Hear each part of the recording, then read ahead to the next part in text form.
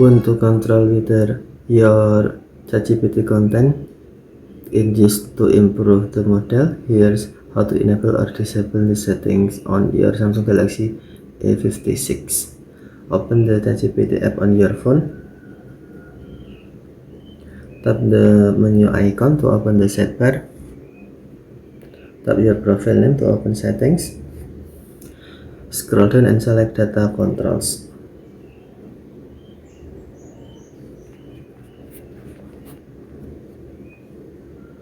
Find the option called improve the model for everyone.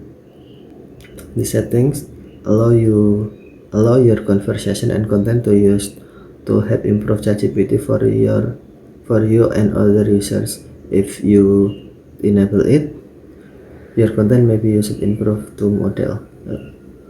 If you disable it, tap switch until gray. Your conversation will not be used for model improve.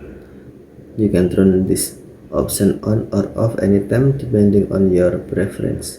And that's how to enable or disable improve the model for everyone in ChatGPT on your Samsung Galaxy A56. Okay, thanks for watching. Have a nice day.